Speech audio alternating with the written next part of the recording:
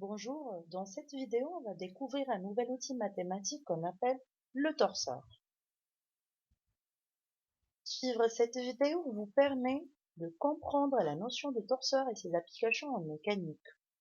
Pour y arriver à une bonne compréhension de cette notion, vous êtes appelé à définir un torseur, définir les composantes de torseur, manipuler les torseurs bien évidemment en tenant compte de leurs propriétés. Nous allons commencer tout d'abord par présenter les prérequis nécessaires à la poursuite de cette séquence. Ensuite, nous passons à définir ce que c'est un torseur. Ce torseur-là présente plusieurs types qu'on présentera dans la troisième partie, torseur particulier, afin de manipuler les torseurs. Une connaissance de différentes propriétés est nécessaire. Ainsi, à travers une bonne maîtrise, vous serez capable de décomposer tout type, toute forme de torseur. Les prérequis sont le vecteur, le produit scalaire et le produit vectoriel. Qu'est-ce que c'est un torseur? Donc, un torseur est un outil mathématique qui est privilégié de la mécanique. Il sert à caractériser, à modéliser toute action mécanique. Il peut être défini en tout point de l'espace par ce qu'on appelle des éléments de réduction composés d'une résultante et d'un moment. Ainsi, un torseur peut être défini par trois éléments, un point de réduction, une résultante et un moment. Pour mieux expliciter les choses, donc le torseur, il est composé de deux éléments de réduction, la résultante et le moment qui sont exprimés en un point qu'on appelle le point de réduction. Par la suite, nous allons présenter ces éléments plus en détail. Commençons par présenter le point de réduction. Le point de réduction d'un torseur, c'est le point où on va exprimer ce torseur-là. Mais il faut garder à l'esprit que l'on peut l'exprimer en n'importe quel autre point. Le premier torseur est exprimé en A. Il s'agit du même torseur qu'on l'a exprimé en un autre point de réduction différent, B. Passons maintenant à la première composante de éléments de réduction qui est la résultante. La résultante, c'est un vecteur, elle est notée sous la forme d'un vecteur R qui est indépendant du point de réduction. Autrement, on a exprimé un même torseur en deux points de réduction différents.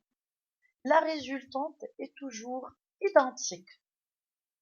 La deuxième composante des éléments de réduction est le moment. Le moment est noté M qui est suivi de points de réduction A. Attention, le moment dépend de points de réduction contrairement à la résultante préalablement définie. Donc le même torseur tout, on l'a exprimé en deux points de réduction différents. Malgré que la résultante est identique, le moment MA et MB diffèrent. Mais il existe un lien pour passer du moment au point A au moment au point B. Il s'agit de la relation de transport qui se traduit par cette équation M de B égale à MA plus BA vectoriel R. Le torseur se présente sous plusieurs types, on va en citer trois. Le torseur glisseur, le torseur couple et le torseur nu. Voyons voir qu'est-ce que c'est un torseur glisseur. Donc un torseur glisseur est un torseur dont le moment est nul en au moins un point. Attention, si on va exprimer ce même torseur en un autre point de réduction B, son moment peut ne pas être nul. On va utiliser la relation de transport pour démontrer cette remarque. Donc M de B égale à MA plus DA vectoriel R. MA est égal au vecteur nul, donc MB égale à BA vectoriel R, qui n'est pas nécessairement nul. Le deuxième type de torseur est le torseur couple. Ce torseur-là possède une résultante nulle. Si on va l'exprimer en un autre point de réduction B. Bien évidemment, on aura la même résultante qui est nulle. Pour calculer le deuxième moment, on va utiliser la même relation, c'est la relation de transport. Donc MB égale à MA plus BA vectoriel R. En remplaçant la résultante par le vecteur nul, on aura deux moments qui sont égaux. Par la suite, le torseur couple, à part le fait qu'il est défini par une résultante nulle, son moment est constant, quel que soit le point de réduction. Le troisième type de torseur est le torseur nul. On appelle torseur nul tout torseur dont la résultante est nulle et le moment encore est nul. Ce type de torseur est nul en tout point.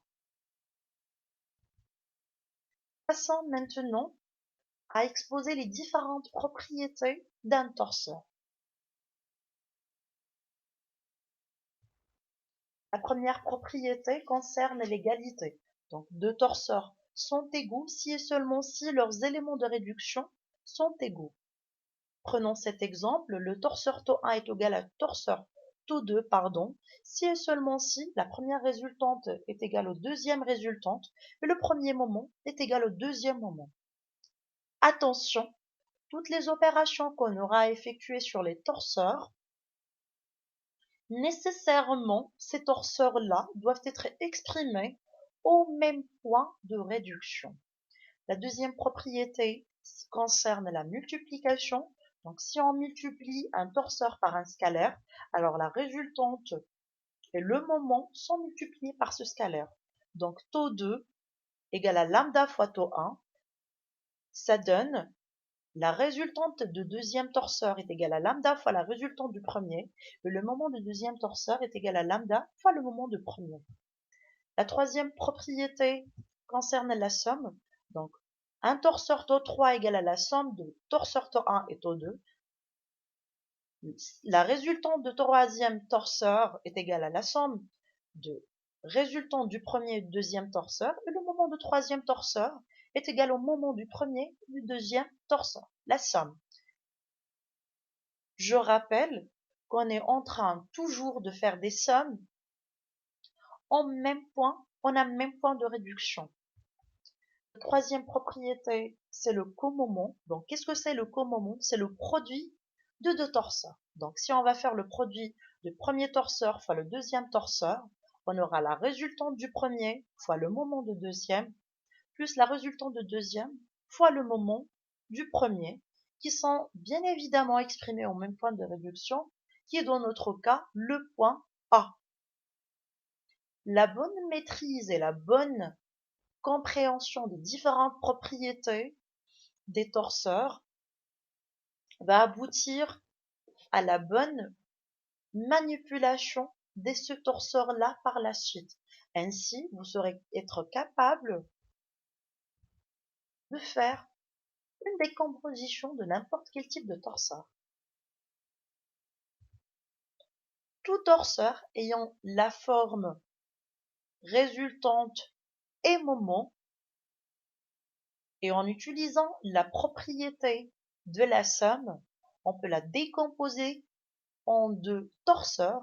Un torseur glisseur qui est composé d'une résultante et d'un moment nul. La résultante, elle est non nulle. Et d'un torseur couple qui est composé d'une résultante nulle et d'un moment non nul. Ainsi, tout torseur est décomposable en un torseur glisseur et un torseur couple. À travers cette vidéo, nous avons présenté qu'est-ce que c'est un torseur, les propriétés des torseurs, les différents types ainsi que la décomposition des torseurs. J'espère que la vidéo vous a été claire. N'hésitez pas à poser vos questions sur le forum. Vous serez dédié à cette séquence en cas de besoin.